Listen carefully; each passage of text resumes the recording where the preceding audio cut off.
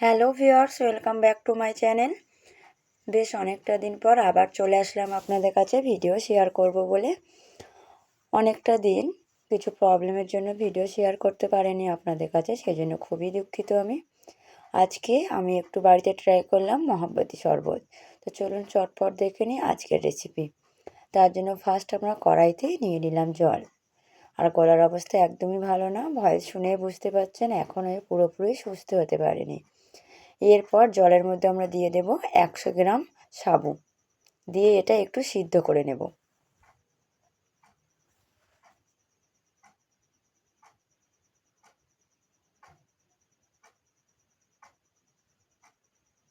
তো সাবুটা সিদ্ধ করে নিয়েছি, এবার এর থেকে জলটা আমরা ঝাঁঝরিতে দিয়ে ঝরিয়ে নেব।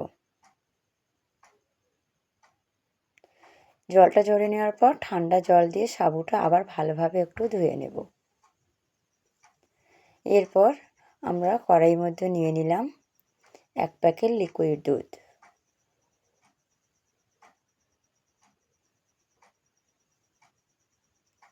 তারপর এর মধ্যে আমরা দিয়ে দিলাম 10-এর যে পাউডার দুধ 1 প্যাকেট, সেই 1 প্যাকেট দুধ এর মধ্যে আমরা অ্যাড করলাম। দুধটা আমাদের খুব ভালোভাবে ফুটিয়ে নিতে হবে যতক্ষণ না এটা একটু গাঢ় হয়ে যাচ্ছে। এটা বেশ কিছুক্ষণ ফুটিয়ে নেওয়ার পর এর মধ্যে আমরা দিয়ে দিলাম পরিমাণ মতো চিনি, দিয়ে দিলাম স্বাদ পরিমাণ লবণ।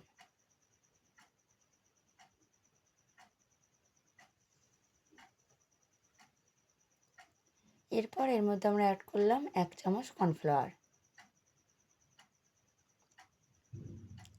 এবার আমাদের দুধটা খুব ভালোভাবে জাল দিয়ে নিতে হবে।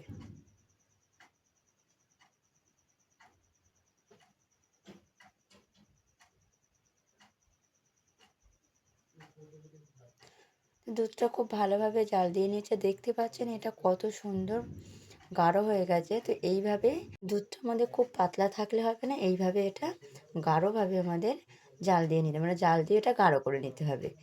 এরপর দুধটা জাল দিয়ে নেওয়ার পর আমরা যে সাবুটা ধুয়ে রেখেছিলাম তার মধ্যে আমরা দুধটা অ্যাড করলাম, দিয়ে দুধ আর সাবুদানাটা খুব ভালোভাবে এইভাবে নাড়িয়ে আমরা মিক্সড করে নেব। এরপর এর মধ্যে আমরা দিয়ে দিলাম কলা, যেটা পাকা কলা পাতলা ছোট ছোট করে কেটে রেখেছিলাম, দিয়ে দিলাম আঙুর, এরপর দিয়ে দিলাম তরমুজ, এরপর দিয়ে দিলাম বরফ। বরফের ভাগটা একটু বেশি দিলাম, এটা ঠান্ডা না হলে শরবতটা একদমই খেতে ভালো লাগবে না। এরপর এর মধ্যে আমরা দিয়ে দিলাম রবজা, যেটা মহাব্বতী শরবতের জন্য মানে মেন যেটা বলে, এটা দিলে শরবতটার টেস্টটা খুব সুন্দর আসে এবং এর কালারটাও পুরো চেঞ্জ হয়ে যায়। তো এটা দিয়ে খুব ভালোভাবে আমাদের নাড়িয়ে চাড়িয়ে নিতে হবে বা মিক্সড করে নিতে হবে। আপনারা যত এটা ভালোভাবে মিক্স করবেন তত এর স্বাদটা কিন্তু চলে আসবে, যে ফলগুলো দিয়েছি তার স্বাদটা কিন্তু চলে আসবে। তোমাদের রেডি হয়ে গেছে মহাব্বতী শরবত। আপনারা অবশ্যই এই রমজান মাসে ইফতারে একবার ট্রাই করতে পারেন, এটা খেতে খুবই সুন্দর।